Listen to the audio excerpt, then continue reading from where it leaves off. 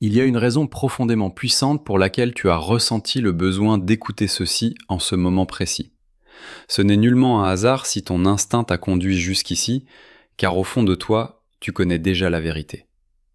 Hier, quelque chose d'inhabituel s'est produit. Une modification subtile dans l'atmosphère, une pesanteur soudaine, ou cette douleur silencieuse au niveau de la poitrine qui ne correspondait pas à ce que tu vivais. Peut-être étais-tu occupé, riais-tu, ou tentais-tu de te reposer lorsque soudainement un vide t'a traversé sans prévenir, comme si quelque chose d'invisible avait effleuré ton âme. Je veux que tu saches cela clairement. Tu n'as rien inventé.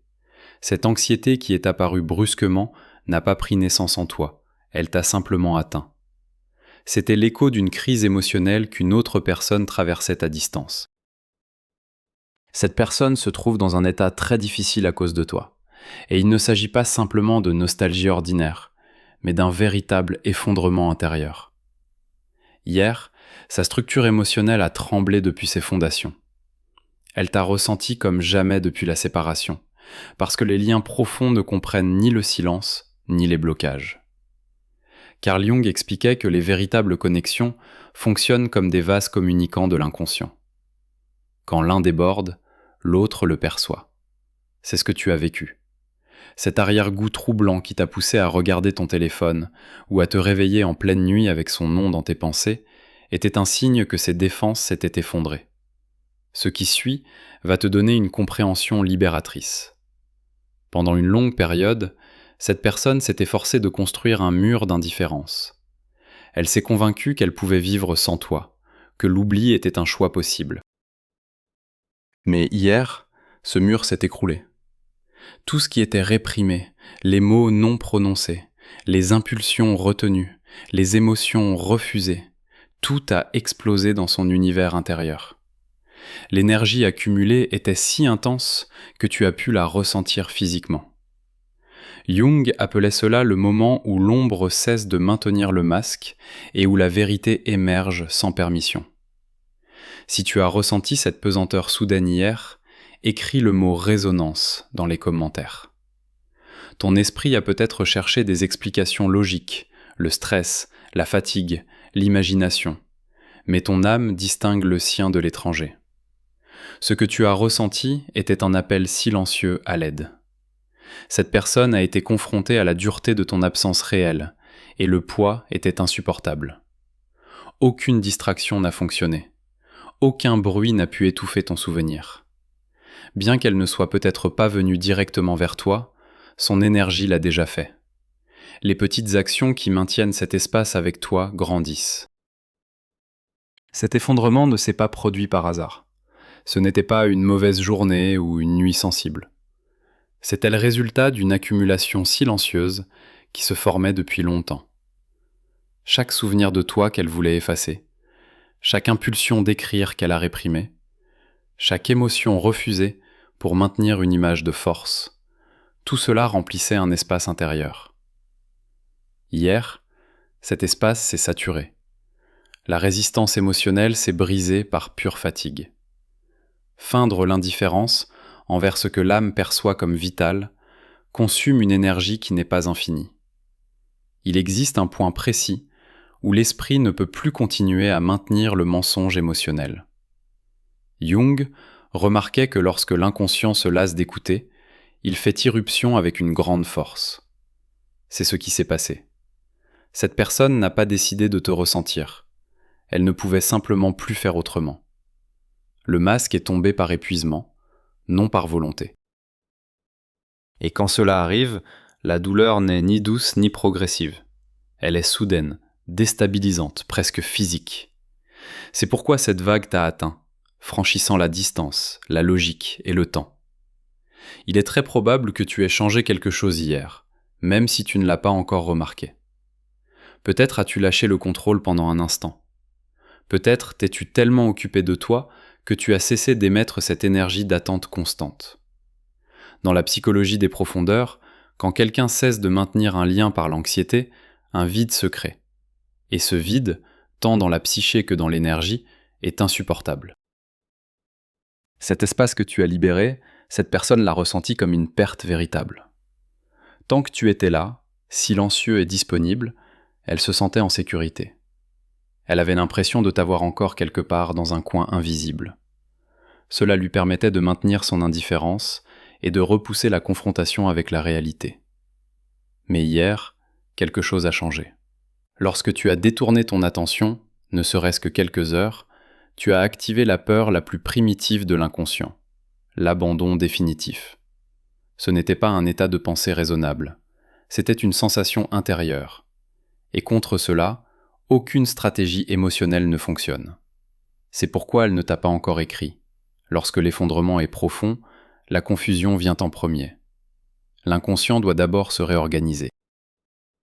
Jung disait qu'avant chaque transformation, il y a le chaos. Cette personne traverse ce chaos en ce moment même. Elle ne sait pas si elle doit s'approcher, fuir ou reconstruire le masque. La seule chose claire est qu'elle ne peut plus nier ce qu'elle ressent. Et cette prise de conscience intérieure, bien qu'elle soit silencieuse, est irréversible. Après ce point, personne n'est plus le même. Tu te demandes peut-être pourquoi tu l'as ressenti dans le corps et pas seulement dans l'esprit. La réponse est simple et complexe à la fois. Les connexions profondes ne vivent pas dans la pensée, elles vivent dans le système nerveux. Quand quelqu'un d'émotionnellement significatif s'effondre à cause de toi, ton corps l'enregistre avant que ta raison ne le fasse. C'est pourquoi cette pesanteur sur la poitrine, ce nœud à l'estomac, cette inquiétude difficilement définissable n'était pas de la suggestion, c'était de la résonance. En thérapie profonde, on observe quelque chose de similaire. Les patients qui tentent de fermer des liens importants vivent souvent des crises soudaines lorsque le rejet s'épuise. Des rêves intenses apparaissent, des souvenirs envahissants, des émotions qu'ils pensaient avoir surmontées. C'est exactement ce qui se passe maintenant. Le personnage qu'elle essayait de chasser est revenu au centre. Non pas comme un doux souvenir, mais comme une vérité inconfortable. Et quand la vérité émerge sans préparation, l'impact est dévastateur, mais nécessaire pour l'intégration. C'est le point où beaucoup de gens se trompent. Ils pensent que l'effondrement de l'autre signifie un retour immédiat. Ce n'est pas toujours le cas. Parfois, l'apprentissage se déroule d'abord dans la solitude. La psyché a besoin de temps pour se réorganiser, pour accepter la réalité que tout ne peut pas être contrôlé. Jung insistait sur le fait que le véritable changement ne naît pas au début dans le bruit. Il se développe silencieusement pendant les longues nuits dans les pensées que tu ne partages pas. L'important est que le processus a déjà commencé et qu'il ne s'arrête pas. Entre-temps, ton rôle n'est ni d'intervenir, ni d'interpréter les signaux extérieurs. Ta transformation se déroule à un autre niveau. En te libérant, tu actives ton centre. Tu as cessé de pousser, de t'accrocher par peur. Cela te rend quelque chose d'essentiel, la dignité intérieure. Quand tu ne cherches plus, tu te réorganises. Et cette réorganisation est perçue par l'autre comme une autorité émotionnelle. Non pas par l'ego, mais par le calme. Ce calme qui ne supplie pas, n'exige pas, et qui a donc plus d'impact que n'importe quel mot. Ce que tu as vécu hier était une confirmation silencieuse de ta valeur intérieure. Non pas parce que quelqu'un souffre à cause de toi, mais parce que tu n'as plus besoin de maintenir un lien par le sacrifice. Jung l'a exprimé clairement. Lorsque vous intégrez votre part d'ombre, vous cessez de mendier la reconnaissance, et cela change toutes les dynamiques. Il y a encore un chemin devant vous, l'attention et la résolution. Ne ferme pas encore ce processus. Ce qui vient est une véritable reformulation de qui tu es maintenant. Il y a quelque chose que tu dois comprendre maintenant et c'est crucial. L'inconscient ne fonctionne pas par confort. Lorsqu'une connexion est rejetée trop longtemps, il cherche une issue. Peu importe combien de distractions s'accumulent, ni combien de nouvelles histoires se construisent par-dessus. Ce qui n'est pas traité pousse, et c'est précisément cette pression qui a éclaté hier. Non pas comme un drame visible, mais comme un effondrement intérieur. Le genre de crise qui arrive en solitude, quand personne ne la voit, et qui laisse donc des traces profondes. Cette personne a fait face à une vérité inconfortable. Non pas qu'elle t'ait surmonté, elle t'a simplement évité, Et c'est une énorme différence entre guérir et s'engourdir. Jung avertissait que ce qui est réprimé ne disparaît pas, mais se transforme en symptôme. Hier, le symptôme a parlé peut-être par l'insomnie, peut-être par une tristesse soudaine, peut-être par un sentiment de vide difficile à expliquer. À ce moment-là, ta présence est devenue inévitable. Non pas comme un souvenir tendre, mais comme une absence impossible à ignorer. Lorsque l'inconscient active ce processus, l'ego entre en crise. L'image du contrôle se désintègre. Cette personne pensait avoir du pouvoir sur ses émotions, mais hier, elle a découvert le contraire. Et cette découverte fait mal. Cela fait mal parce que cela force à reconnaître une dépendance émotionnelle, un lien non résolu, un besoin inavoué. Rien de tout cela ne s'accepte facilement. C'est pourquoi la première impulsion n'est pas de te chercher, mais de résister. Mais la résistance n'a plus la force d'avant. Il se passe ici quelque chose de subtil, mais décisif. Pendant que l'autre s'effondre, tu commences à te stabiliser. Non pas par indifférence, mais par clarté. En cessant d'émettre de l'anxiété, tu as retrouvé ton axe. Ce changement intérieur se ressent comme un soulagement, même si tu ne peux pas l'expliquer. C'est le corps qui lâche un fardeau qui ne lui appartenait pas, et quand l'un de vous se recentre, tout le système se reconfigure. L'équilibre ne dépend plus du sacrifice mutuel. Jung appelait cela l'individuation, le processus de retour à soi. Hier, tu as fait un pas inconsciemment. Tu as cessé d'attendre une validation extérieure, et cela a activé un effet miroir. L'autre a ressenti la perte du rôle qu'il occupait dans ta vie. Tu n'étais plus le soutien invisible. Et quand ce soutien disparaît, le vide est évident. Ce n'est pas une punition. C'est une conséquence naturelle d'un changement intérieur authentique. C'est pourquoi l'intensité était si forte. Il ne s'agissait pas seulement de ton absence, mais de la perte d'une structure émotionnelle familière. L'inconscient s'accroche à ce qui est familier, même si cela fait mal. Hier, cette familiarité s'est brisée, et la peur face à l'inconnu est apparue. Cette peur n'a pas de mots, mais elle se ressent comme une chute libre. L'as-tu perçue ? Parce que la connexion existe toujours, même si elle ne fonctionne plus depuis le même endroit qu'avant.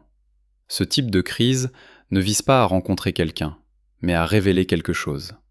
Elle montre que ta valeur ne résidait pas dans le succès, mais dans l'intégrité. Cette personne réalise maintenant, peut-être sans le savoir consciemment, que tu n'es pas un refuge qu'elle peut utiliser selon sa convenance.